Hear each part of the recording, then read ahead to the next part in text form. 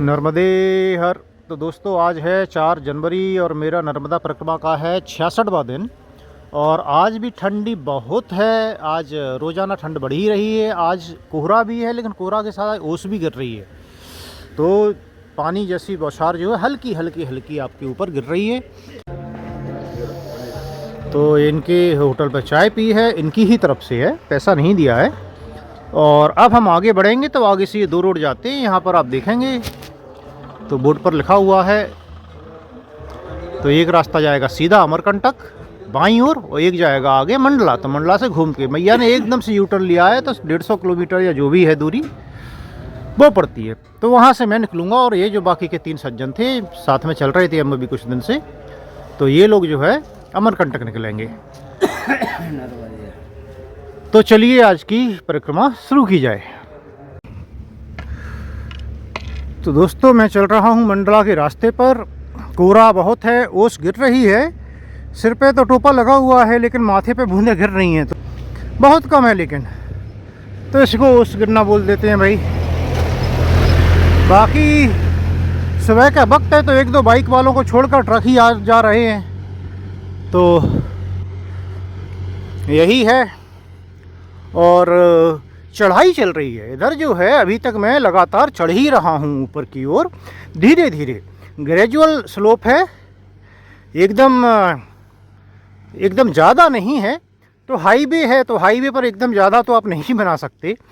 तो धीरे धीरे है, लेकिन मैं लगातार चढ़ रहा हूँ। 1-1.5 किलोमीटर चल लिया हूँगा मैं, और मैं चढ़ रहा हूँ धीरे धीरे। बाकी जहाँ रुके थे कल, तो मैं थोड़ा सा ही डाल पाया था। तो उससे हो सकता है ऐसा लगे कि कमरे की हालत बहुत बेकार थी, दीवारें झड़ रही थीं, और आप कहीं हाथ लगा दो तो वो झड़ जाता था, मिट्टी हो जाती थी नीचे। लेकिन देखिए पॉजिटिव ये है कि वो बंद था पूरी तरह से। तो सर्दी उतनी नहीं लगी जितनी कि थोड़ा खुला होता है वहाँ लगती है। तो वो आसानी से सोने में थोड़ी सी आसानी रही। और सुबह नहाने में लेकिन वो पॉजिटिव था। तो ये नेगेटिव ये था कि नहाने के लिए ठंडा पानी था। तो जो पानी भरा हुआ था उनका, उसी पानी से नहाना पड़ा। कोई फ्रेश वाटर का इंतज़ाम नहीं था, या नहीं किया गया। जो भी है, मोटर तो रही होगी, पता नहीं हमें। देखिए कुछ भी पता नहीं है, एजम्पशन नहीं करना चाहिए। हो सकता है जो नल कनेक्शन, टैप कनेक्शन होता है, उससे ही वाटर सप्लाई होती हो। तो वो तो टाइम पे आता होगा शायद, 24 आवर नहीं सप्लाई होती हो पंचायत की। तो पानी बहुत ठंडा था। और 4:30 पौने 5 पे नहाया तो ठंड तो लगेगी। वो खुले में नहाया था, आंगन जैसी जगह थी, तो वहाँ पर था। बाकी भोजन में देखिए पॉजिटिव नेगेटिव दोनों है। भोजन में रोटी मिली, अच्छी बात ये थी। लेकिन पहले चावल परोस दिए गए। सर्दी में रात में चावल खाना कम से कम मैं अवॉइड करता हूँ थोड़ा सा। हाथों में समस्या होने लगती है ठंडी ठंडी, बट ठीक है। और सब्जी में आलू की सब्जी थी, लेकिन आलू की सब्जी में से आलू नदारत थे। 3 बार सब्जी ली मैंने, लेकिन आलू एक बार भी नहीं आया। बट ठीक है। देखिए उनके यहाँ कोई फंक्शन भी चल रहा था, रामायण का पाठ हो रहा था, कोई बाबा जी करा रहे थे, तो उन लोग का कंसंट्रेशन उधर ज़्यादा था। तो शायद ये कारण है। तो मैं ये नहीं बोल सकता कि भाई कैसा होता है बाकी लोगों के साथ, कैसी व्यवस्था रहती है। देखिए मुझे ये भी लगा देखने से गाँव वालों का शायद ज़्यादा सहयोग नहीं है। तो हो सकता है वो, मुझे नहीं पता पूरा खुद से कर रहे हैं या कितने लोग मिलके कर रहे हैं। लेकिन जो भी है, देखिए ये रास्ता कठिन है, इधर उतनी व्यवस्थाएं नहीं हैं, हमें ये बताया गया है। तो उस हिसाब से तो अच्छा था भाई। आपको अगर छत मिल जाए, याद रखिए मैं ये बात फिर से बोल रहा हूँ कि इतनी सर्दी में अगले जो 15 दिन हैं, 4 तारीख है से 20 तारीख तक कम से कम, अगर आपको बंद जगह मिल जाती है सोने के लिए, तो आप समझिए बहुत कुछ मिल गया। बाकी कुछ पे मत जाइए कि ठंडा पानी से नहाना या भोजन नहीं मिला। भोजन नहीं भी मिलता है तो चलेगा आपको एक टाइम, दूसरे टाइम आप कर लेंगे, लेकिन सर्दी से बचना बहुत ज़रूरी है। तो वो कम से कम था यहाँ, बस यही है। और मंडला जब मैं यहाँ से निकला तो एक सज्जन मॉर्निंग वॉक कर रहे थे, तो उनसे पूछा तो उनने बताया 78 किलोमीटर। तो मोटा मोटा 80 किलोमीटर ले लेते हैं। तो 30 के हिसाब से मैं तीसरे दिन, माने परसों शाम के आसपास पहुँचूँगा। 30 भी चलता हूँ मैं तो भी 20 परसों क्रॉस कर सकता हूँ, उसके आगे रुक सकता हूँ 8-10 किलोमीटर, इससे ज़्यादा नहीं। तो कल मैं नहीं पहुँचूँगा, मुझे नहीं लगता। कैसे भी रोड का रास्ता है, कुछ लोग रोड पर ज़्यादा चलते हैं, मुझे भी नहीं पता, हो सकता है भाई मैं भी ज़्यादा चल जाऊँ, क्योंकि अब ऐसा कुछ नहीं है तो आप क्या करोगे, थोड़ा ब्रेक ले लोगे, चलते चलते फिर चलने लगोगे, और तो कुछ है नहीं करने को। लेकिन रोड पर मुझे समस्या आती है, मेरी एड़ियों में दर्द होता है और ये ट्रक वगैरह जो है डिस्टर्ब भी करते हैं, क्योंकि आप मैया का ध्यान कर रहे हो, भजन कर रहे हो, और सडनली आप देखते हो आवाज़ आती है, तो आपको देखिए थोड़ा देखना पड़ता है, अलर्ट रहना पड़ता है। ट्रक जो है कई बार अगर ढलान आ जाएगी तो वो अनियंत्रित हो जाते हैं, इधर एक्सीडेंट बहुत होते हैं, हमें तो यही बताया गया कम से कम गाँव में। और कोहरे में क्या है, दिखता भी सही नहीं है। तो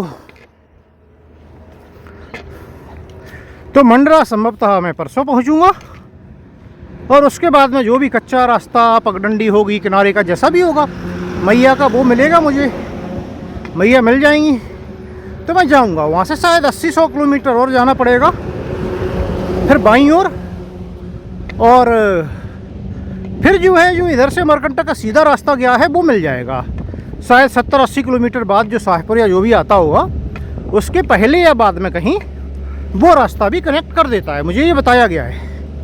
तो लगभग 80 से 100 किलोमीटर का डिफरेंस है।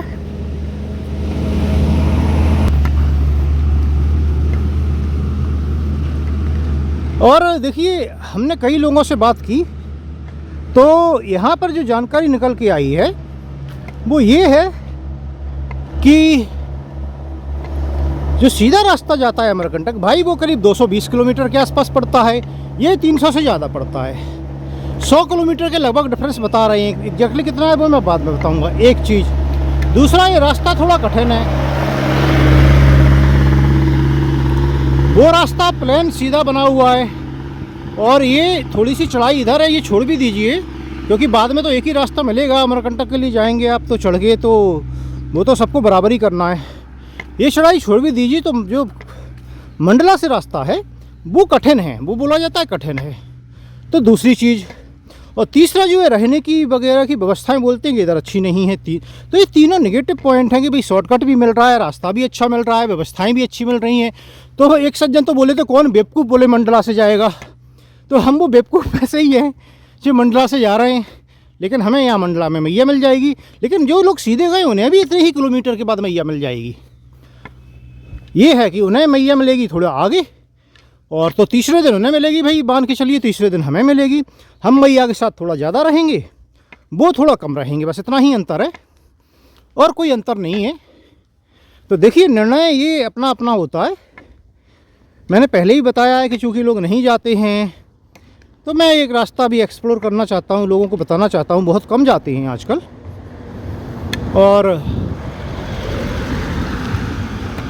और ऐसे रास्ते मुझे अच्छे भी लगते हैं जो कच्चे होते हैं, पगडंडियाँ होती हैं, और जहाँ कम भीड़ भाड़ होती है। पर मैया का साथ ज़्यादा मिलेगा वो तो एक बोनस मान लीजिए आप। तो ये कारण है भाई हम जा रहे हैं इधर से। बाकी आप जब भी अगर करते हैं परिक्रमा तो आपका निर्णय है आपको कहाँ से जाना है, सोचिए समझिए, व्यवस्थाएं कैसी हैं वो भी मैं आपको बताऊंगा।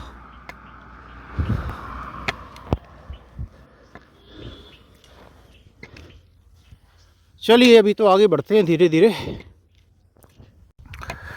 और सब्जी के रेट आपको कई बार क्या है कि बिना मालूम किए पता चल जाते हैं। जैसे कि हम लोग पहले टमाटर नहीं दिखते थे दाल वगैरह में, आजकल टमाटर ज़्यादा दिखते हैं, सब्जी या दाल बनती है और बाकी कुछ नहीं दिखता है।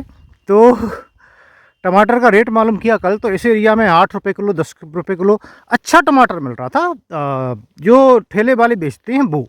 तो थोक में या किसी को ज़्यादा लेना है या मंडी से लेता होगा तो शायद और भी सस्ता रेट होगा। तो बहुत सस्ते टमाटर हैं अभी इधर। तो सर्दियों में वैसे हो भी जाते हैं, शहरों को छोड़ के बड़े शहरों में तो समस्या रहती है भाई। पुणे में तो इतना सस्ता कभी देखा नहीं मैंने, लेकिन ठीक है। तो कल जो मेरा बर्थडे था तो उस दिन देखिए मैं क्या है कि परिक्रमा पर हूँ, और परिक्रमा पर मैं सोशल मीडिया यूज़ नहीं कर रहा हूँ, मैं फेसबुक यूज़ नहीं करता हूँ, ओपन ही नहीं करता हूँ। उस पर मेरा पोस्ट जो है वो डिसेबल्ड था, तो लोगों ने कोशिश की होगी करने की, कुछ लोगों ने मैसेज डाला फिर, लेकिन वो पोस्ट नहीं कर पाए। मैं व्हाट्सएप पर ग्रुप्स जो हैं, जितने भी ग्रुप्स हैं, मैं उनके मैसेज नहीं चेक करता हूं, एक भी बार मैंने चेक नहीं किया है। पर्सनल कोई मैसेज आता है तो वो भी दिन में एक बार रात में या एक दो दिन में ही चेक कर पाता हूँ मैं। कई बार तो कुछ मैसेज काफ़ी समय हो जाता है चेक करने में। और फ़ोन भी मेरा सारे दिन बंद रहता है। मैं फ़्लाइट मोड पे रखता हूँ, इससे कि भाई डिस्टर्ब ना हो, आप अपना काम करते रहें, मैया का ध्यान करते रहें, अपनी परिक्रमा करते रहें। बार बार मैं फ़ोन से नहीं डिस्टर्ब होना चाहता, तो मेरा फ़ोन है वो फ़्लाइट मोड पे रहता है। तो आप फ़ोन लगाने वालों का फ़ोन भी नहीं लगा। कल मिस्ड कॉल अलर्ट्स आए मुझे बाद में काफ़ी सारे। ठीक है, मैं कॉल नहीं कर पाया वापस, क्योंकि देखिए इतने कॉल मैं नहीं कर सकता था और अपनी व्यस्तता रहती है। तो मैं भावनाओं का सम्मान करता हूँ, कदर करता हूँ भाई, जिन भी लोगों ने मुझे विश करने की कोशिश की और कुछ लोग नहीं कर पाए, तो उसके लिए क्षमा चाहता हूँ।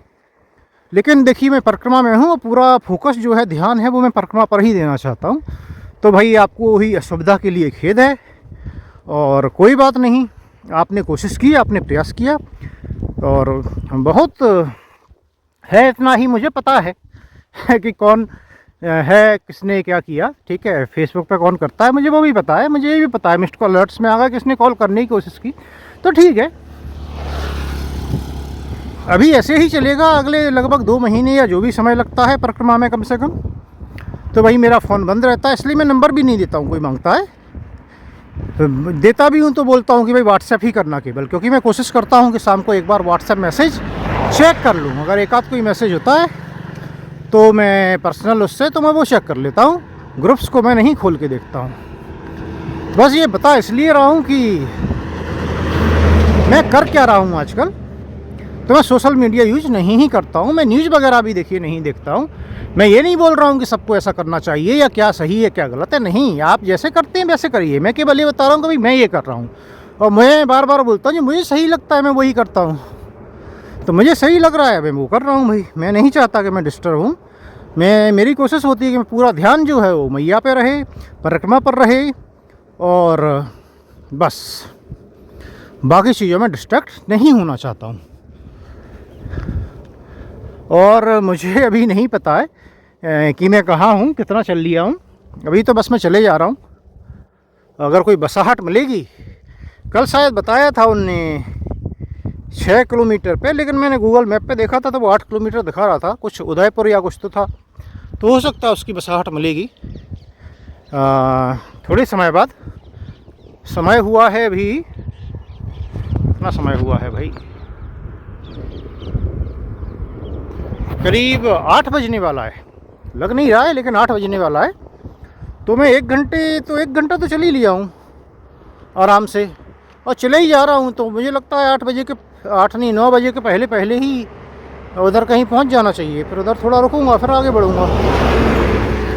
1-2 घर तो इधर भी दिख रहे हैं, बट ऐसे ही 1-2 घर तो हाईवे पर आपको कहीं भी दिख जाएंगे, घर या कुछ भी।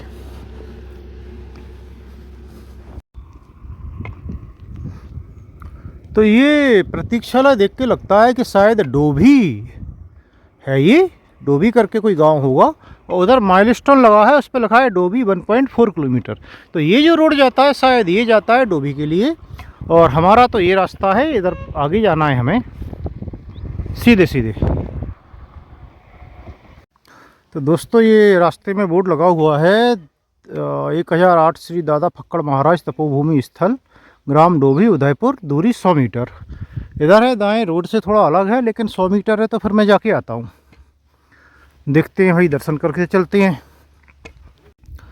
तो दोस्तों आधा किलोमीटर से ज़्यादा चल चुका हूँ मैं, इधर कोई तपोभूमि मुझे नहीं मिली, कम से कम कुछ बना हुआ नहीं मिला भाई। मैं तो उम्मीद कर रहा हूँ कुछ बना होगा वहाँ पर, तभी तो नाम है, कोई बोर्ड होगा। और 100 मीटर तो मैं यहाँ से ही आगे देख सकता हूँ, इधर भी कुछ नहीं है। इधर भी बाईं ओर भी मैंने देखा है, कहीं कुछ नहीं मुझे नज़र आया, तब मैं वापस जा रहा हूँ। और भाई अगर कहीं दाएं बाएं दूर कोई पगडंडी जाके जाता हो तो पता नहीं है, कोहरा इतना भी नहीं है कि ना दिखे आसपास का, करीब 100 मीटर 50 मीटर तो आप आराम से देख सकते हैं। तो सही सही दूरी लिखना चाहिए लोगों को भाई। वैसे नॉर्मल बंदे को या गाड़ी से आ रहा है उनके लिए ठीक है, लेकिन परिक्रमावासी के लिए तो थोड़ा मुश्किल हो जाता है। तो मैं अब वापस लौट रहा हूँ यहाँ से और आगे की ओर बढ़ूँगा। तो ये पेट्रोलियम है, इस पर लिखा है उदयपुर, तो ऐसा लग रहा है कि शायद उदयपुर गांव आने वाला है। तो देखते हैं, कहीं रुक के विश्राम किया जाएगा कम से कम। तो दोस्तों ये उदयपुर है, यहाँ पे कहीं बैठने की जगह मुझे दिखी नहीं, तो मैं, ये एक होटल है छोटा सा और यहाँ पे बैठा हुआ हूँ और समय हो रहा है 8:40। तो 5 मिनट बैठूँगा फिर आगे बढ़ूँगा।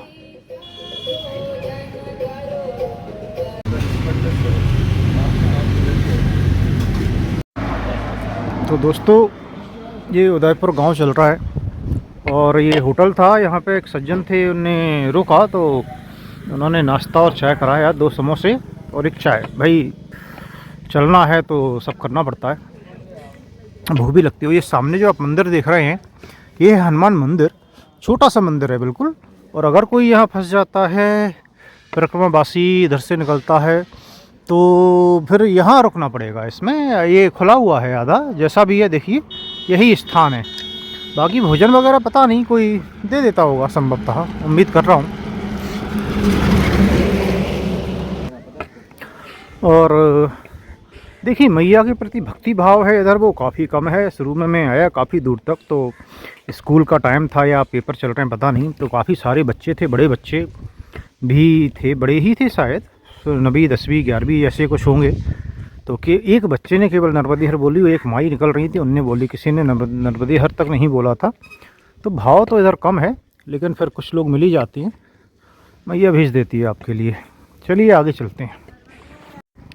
तो ये बोर्ड है, इस पर लिखा हुआ है चेतावनी, बंदरों को खाने पीने का सामान न डालें, ऐसा करना वन्य प्राणी सुरक्षा अधिनियम 1972 के तहत कानूनी जुर्म है। जो भी व्यक्ति इसका उल्लंघन करेगा उसके विरुद्ध उपरोक्त अधिनियम के तहत कानूनी कार्रवाई अमल में लाई जाएगी, जिसके तहत 7 साल की सज़ा या 25,000 रुपये तक का जुर्माना हो सकता है। ये जो एरिया है ये जंगल का, वन का एरिया है, वन विभाग के अंतर्गत आता है। मतलब पता नहीं मुझे, वन विभाग होता है या वन होते हैं। और ये चेतावनी मैं पहले भी देख चुका हूँ पीछे। और ये जंगल है, तो जंगल में कोई जानवर नहीं दिखे मुझे। ऑब्वियसली हाईवे है तो होंगे भी, तो आते नहीं होंगे आसपास, लेकिन बंदर दिखे, बहुत सारे दिखे। और बंदर केले का आनंद लेते हुए दिखे। और वो जो यहाँ केला खा रहे थे, वो केले जो फेंके थे भाई, वो चेक हो रहे थे। गाड़ियाँ वहाँ पर डले हुए थे, देखिए मैंने डालते तो किसी को नहीं देखा, लेकिन वहाँ और कोई नहीं था, 2 गाड़ियाँ खड़ी हुई थी। जब मैं उधर मुड़ा, जो वो तपोभूमि लिखा था, और मैं उधर से लौट के आया, तो उन लोगों ने बहुत सारे ट्रक रोक रहे थे वो चेक करने के लिए शायद कुछ। तो मैं उम्मीद करता हूँ कि गवर्नमेंट ऑफिशियल्स ही होंगे। तो लेकिन मैंने केला डालते हुए नहीं देखा, मैंने बंदरों को केवल केला खाते हुए देखा है। मैं आपको भाई बता दूँ, जो भी है ये चीज़ मुझे पहली बार पता चली कि बंदरों को भी खाने पीने का सामान डालना भी जुर्म है। क्यों है मुझे नहीं पता, क्या कारण है। तो ठीक है, देखिए वन जंगल में जंगली जानवरों को उनके हिसाब से ही छोड़ देना चाहिए। प्राकृतिक प्रक्रियाएं जो हैं, साइकिल है, उसमें हस्तक्षेप ना करें तो शायद ज़्यादा अच्छा है। यही एक कारण हो सकता है संभवतः। और मैं बढ़ रहा हूँ उदयपुर से आगे, यहाँ से 10 किलोमीटर की दूरी पर एक जगह बताई है मुझे, और वहाँ पर बोला है कि राधा कृष्ण का मंदिर है और वहाँ शायद आश्रम है। तो हो सकता है वहाँ पर मुझे भोजन मिले। समय देर तो लगेगी, देखिए अभी समय 9:41 हो चुका है। तो क्या मैंने बहुत ज़्यादा समय दिया उदयपुर में, पता नहीं। तो जो भी हो, 9:41 हो चुका है। एक जगह आग जल रही थी, वहाँ पे भी मैं खड़ा हुआ थोड़ी देर के लिए, शायद 10 मिनट।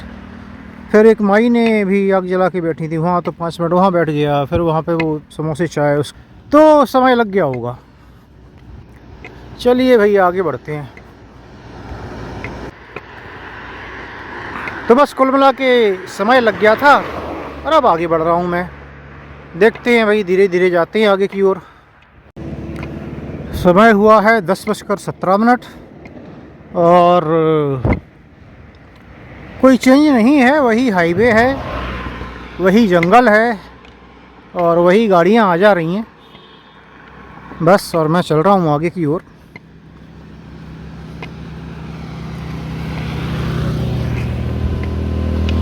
और ऐसी कोई जगह नहीं आई है। बाकी देखिए ये एक ऐसी जगह है मंडला के बाद जब मैया की दिशा बदलती है, क्योंकि दिशा पहले भी बदलती है धीरे धीरे, जब वो कई जगह वो ऐसे टर्न लेती हैं इस तरह से, लेकिन वो छोटे घुमाव होते हैं, कुछ किलोमीटर की होती हैं। बट यहाँ लगभग 80-100 किलोमीटर का संभवतः घुमाव है। तो यहाँ बोल सकते हो कि हाँ दिशा बदली है। और अगर मैं गलत नहीं हूँ तो यहीं जो है उन्हें उत्तर वाहिनी नर्मदा बोलते हैं, कि वो उत्तर दिशा में बहना शुरू करती हैं। नहीं तो वैसे तो वो पूर्व से पश्चिम ही बहती हैं मोटा मोटा, तो उनकी दिशा तो एक ही रहती है। एक सज्जन बोलते हैं कि भाई मैया किस दिशा में बह रही हैं वो भी बताते रहिए, तो दिशा तो एक ही रहती है भैया, दिशा थोड़ी बदलती है मैया की, धारा की दिशा तो एक ही है। बस यहाँ एक बदलाव है,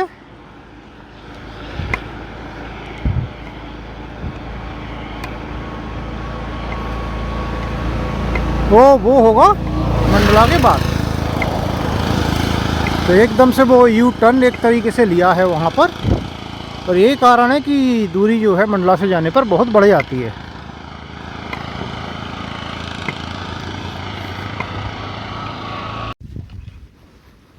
देखिए यहाँ पर करीब करीब 100 बंदर होंगे, अगर थोड़ी दूरी की बात करूँ मैं। पूरे रास्ते में बंदर बैठे हुए हैं, और ये भी यहाँ पर किसी ने कुछ खाने वाने का डाला है शायद, चने या जो भी हो, छोटा छोटा सा कुछ, इसलिए वो रोड पर आ गए हैं। और मुझे लगता है इसीलिए शायद वन विभाग का वो नियम है कि खाने पीने की चीज़ ना डालें, क्योंकि वो रोड पर आएंगे, तेज़ गति से वाहन आते हैं, और फिर जो है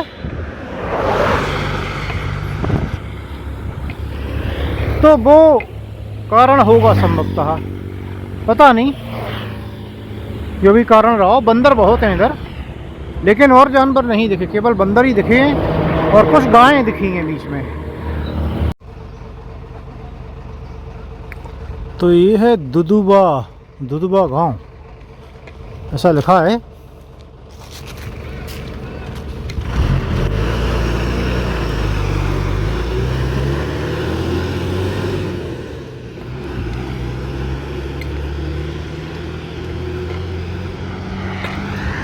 और हम बढ़ रहे हैं आगे गांव आना था एक, आएगा मतलब ये होना चाहिए 4-5 किलोमीटर, क्योंकि वहाँ से 10 किलोमीटर बताया था। तो पूछता हूँ कितना दूर है और क्या गांव का नाम है।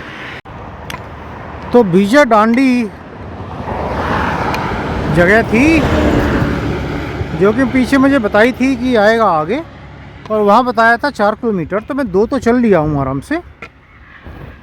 से, या पता नहीं 2 किलोमीटर चल लिया हूँ, लेकिन मुझे लगता है समय हो रहा है 11:01, तो उस हिसाब से तो 2 किलोमीटर और होना चाहिए। अब भाई गांव वाले बताते हैं, मैं 3 मान लीजिए 3 किलोमीटर, तब भी 12 के पहले पहुंच जाना चाहिए। ज़रूरत पड़ी तो एक ब्रेक और लूँगा। और बीच बीच में काफ़ी ठंडी हवा चलती है। आज देखिए अभी तक सूर्यदेव नहीं निकले हैं, और ठंडक जो है उतनी ही है।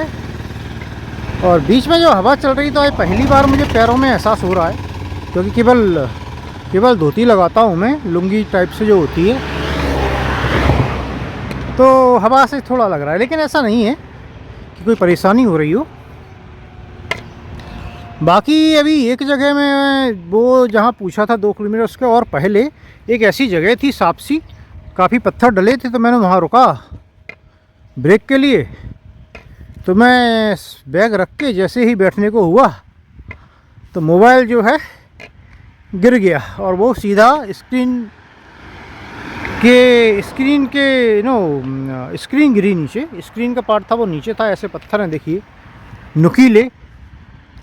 तो अच्छा है कि बच गया, हालांकि बचा नहीं है, वो क्रैक्स आ गए हैं उसमें, लेकिन चल रहा है। चलिए ठीक है, अच्छी बात यही है, चल रहा है। नहीं चलता तो फिर वीडियो बंद हो जाते कुछ दिन के लिए संभवतः, और क्या होता। तो खैर अभी तो चल रहा है, और अगर चलता रहा तो फिर बाद में देखा जाएगा। यही है, चलिए आगे बढ़ रहे हैं धीरे धीरे। और अगर यहाँ आश्रम हुआ जैसा कि बताया था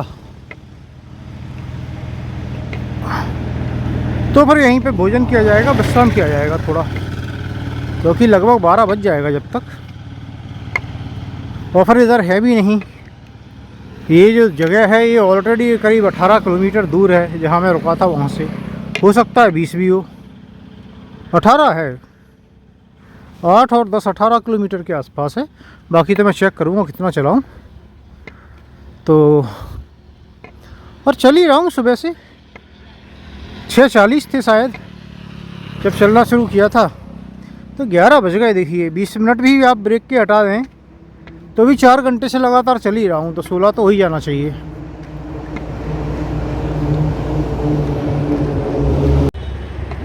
तो ये देखिए कचरे डालने की जगह ग्राम पंचायत बीजा डाडी लिखा हुआ है, तो इसका मतलब बीजा डाडी शुरू हो गया है। वो आगे बसाहट भी दिख रही है, मोबाइल टावर भी लगा है।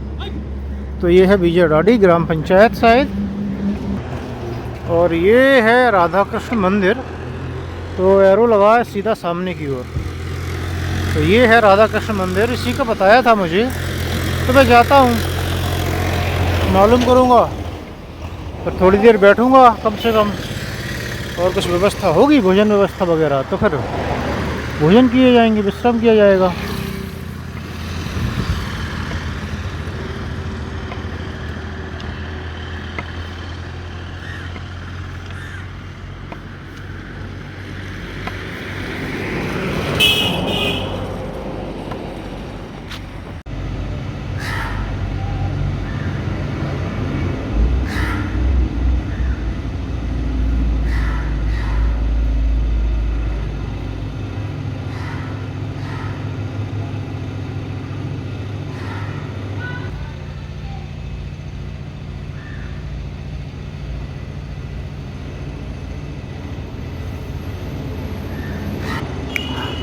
तो ये है राधा कृष्ण मंदिर, और इधर लिखा है संत निवास। तो हो सकता है परिक्रमावासियों को रुकने के लिए इधर कोई जगह हो, मैं वो बाद में पूछूंगा।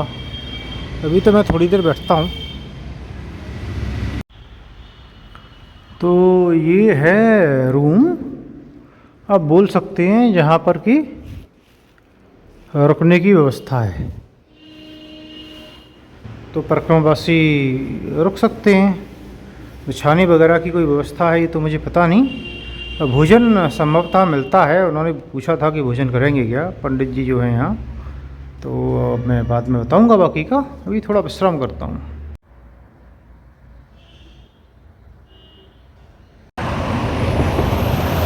तो दोस्तों मैं निकल रहा हूँ ये राधा कृष्ण मंदिर से, और अगली जगह उनने बताई है कालपी करके है कोई जगह, और लेकिन वो बोल रहे थे कि अगला आश्रम या मंदिर जो रुकने की व्यवस्था है वो 20 से 25 किलोमीटर दूर है। तो भाई आज तो 1:05 हो चुका है, तो आप समझ लीजिए बहुत ज़्यादा भी करूँगा तो 15 किलोमीटर ही चल पाऊँगा। तो फिर देखा जाएगा, तो 10-12 किलोमीटर चला जाएगा। 4 बजे के आसपास मालूम करूँगा भाई कोई गांव है, कोई आश्रय दे सकता है क्या। और वर्स्ट के सीनरियो कुछ नहीं हुआ तो फिर रात्रि में चला जाएगा रोड पर, और क्या कर सकते हैं, जैसी मैया की इच्छा। तो भाई आगे निकल रहा हूँ। अभी तो मैं करीब 1 घंटा हो गया यहाँ, बट 1 घंटा होता है, भोजन करना था तो रुकना पड़ा।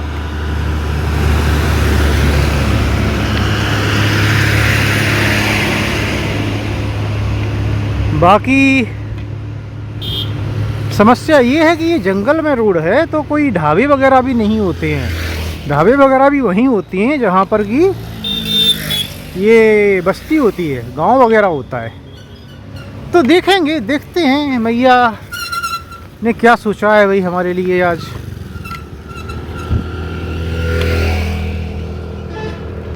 अभी तो आगे बढ़ता है। तो 1 बज के, तो अभी बीजा डांडी था, ये देखिए बीजा डांडी गाँव। तो अभी मेरा ख्याल है कि मैं 12 किलोमीटर तो चलूँगा। थोड़ा ब्रेक ले लेके भी चलूँगा तो 4 साढ़े 4 बजे तक 12 किलोमीटर तो हो ही जाएगा, और फिर देखा जाएगा।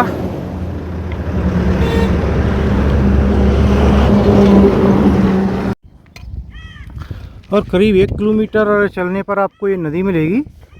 नदी का नाम नहीं पता है मुझे, तो पुराना पुल बना हुआ है इस पर, क्योंकि इसके पहले बोर्ड लगा था रिवर, नदी नाम नहीं लिखा था। तो बस यही है, जो भी नदी है ये। चलिए भाई। और यहाँ धनबाही लिखा है, तो शायद ये धनबाही जगह है कोई, धनबाही गांव। तो यहाँ पर थोड़ी सी बसाहट है। अब ये रास्ते में है, कितना किलोमीटर तो पता नहीं, मैं चेक नहीं किया, बस ये रास्ते में है जहाँ मैं जा रहा हूँ वहाँ के। तो मैं जा रहा हूँ जो पिछला गांव यहाँ मैं रुका था भोजन के लिए, वहाँ से नारायणपुर का सोच रहा हूँ भाई पहुँचने का, जो कि 20 किलोमीटर था। तो बीच में कुछ है नहीं, तो बस देखते हैं कहाँ तक पहुँचते हैं और क्या होता है आज। चलिए भाई, चलते रहिए। तो दोस्तों 2:39 हो रहा है और मैं चल ही रहा हूँ। बीच में इसमें थोड़ी थोड़ी चढ़ाई आ जाती है, और जो 20 किलोमीटर मुझे चलना है नारायणपुर तक, उसमें एक ही चीज़ पर मैं वेट कर रहा हूँ, जो कि एक सज्जन से बात हुई थी जो अनछेद चलाते बोल रहे थे 5 किलोमीटर की थोड़ी ढलान पड़ती है 10 किलोमीटर के बाद या 12 किलोमीटर के बाद। तो मैं उस पर वेट कर रहा हूँ कि वहाँ थोड़ा हेल्प मिल जाएगी।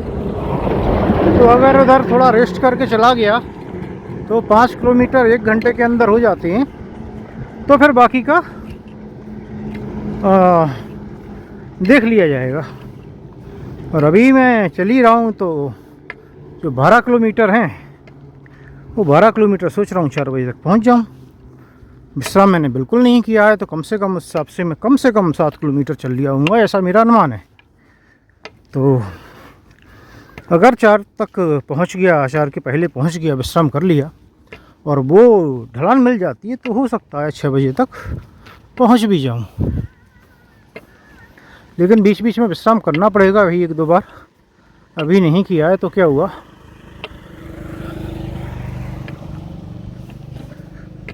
और आज सूर्यदेव ने दर्शन नहीं दिए हैं, ऐसा ही है। कोहरा भी दूर तक, दूर देखोगे तो थोड़ा थोड़ा कोहरा अभी भी है। तो अब सूर्यदेव दर्शन देंगे भी नहीं, अब कोई चांस नहीं है। तो शाम होने वाली है थोड़ी देर में, तो बस ठंड का तो यही हाल है। तो दोस्तों 3:21 हो गए हैं और मैंने कुछ देर पहले चेक किया था, मैं करीब 10 किलोमीटर चल चुका था तब। और तो वहाँ से नारायणगंज मुझे 16 किलोमीटर और दिखा रहा था।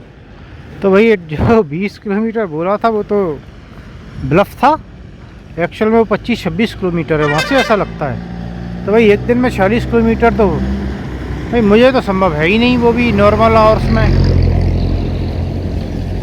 तो बस अभी तो मैं कालपी जाऊंगा, फिर कालपी के आगे बेहतर मालूम करूंगा अगर कहीं रुका जा सकता है, क्योंकि कितना भी कोशिश करूं मैं 10 किलोमीटर से ज़्यादा तो नहीं चल सकता। और फिर विश्राम भी करना ही पड़ेगा। बिल्कुल रुका नहीं था तो मैं रुक गया हूं थोड़ा सा, 5 मिनट यहीं पे एक पत्थर था तो पत्थर पर ही रुक गया हूं, और 5 मिनट या 10 मिनट के ब्रेक के बाद आगे बढ़ूंगा अब। तो ये है कालपी और समय हुआ है 3:41। अब यहाँ पे मैं मालूम करता हूँ आगे क्या व्यवस्था है। नर्मदे हर।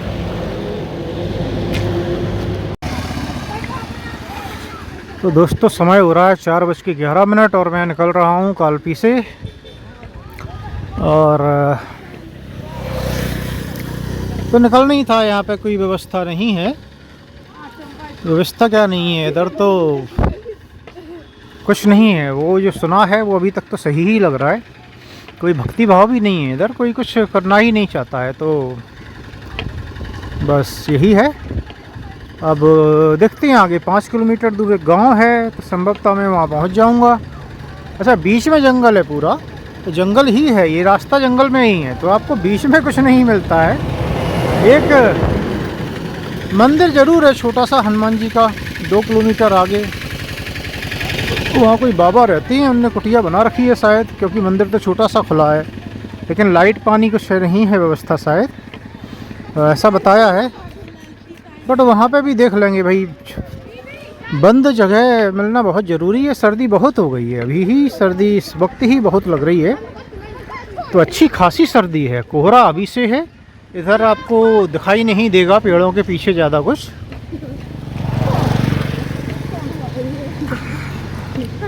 तो चैलेंजिंग है काफ़ी, देखते हैं। और मोबाइल का नेटवर्क भी नहीं है अभी तो।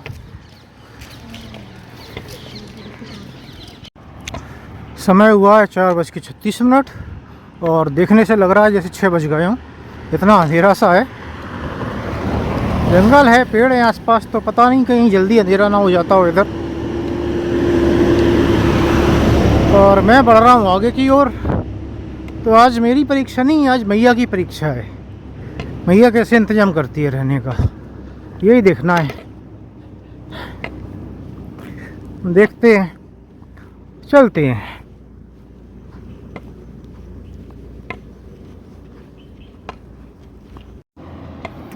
समय हो रहा है 5:05, लेकिन अंधेरा काफ़ी लग रहा है। और कालपी के बाद जो बंजारी माता मंदिर आया था, उसके बाद मैं निकल लिया हूँ, शायद 1.5-2 किलोमीटर चल लिया हूँगा। 1-2 किलोमीटर में शायद कोई गांव आना चाहिए, कुड़ापाली क्या तो था, कुछ तो नाम था, वो मैं भूल गया।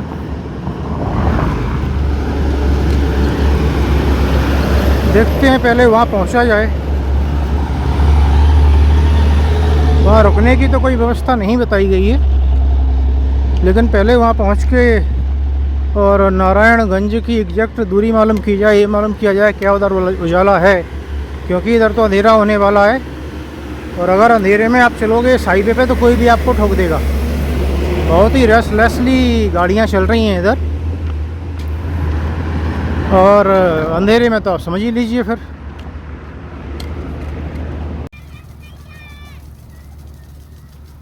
ये है कूड़ा मैली, और यहाँ से जो सज्जन है नारायणगंज में, उनने लाइव लोकेशन शेयर की है, तो वो 6 किलोमीटर दिखा रहा है, और वो बोल रहे हैं कि मैं 6 बजे तक पहुँच जाऊँगा।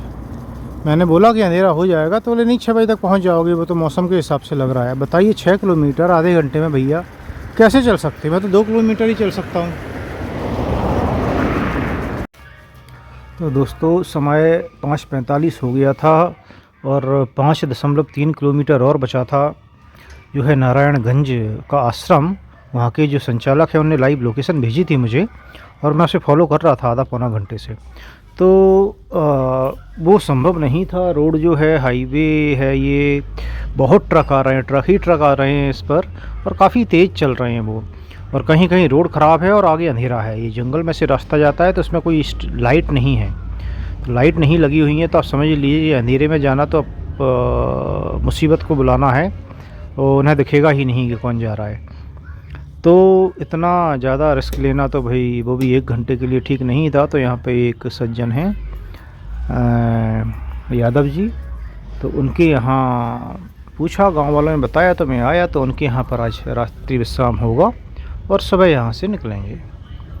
और अगर कुछ और ऐड करने को नहीं होता है तो आज का वीडियो यहीं समाप्त करेंगे। नर्मदे हर।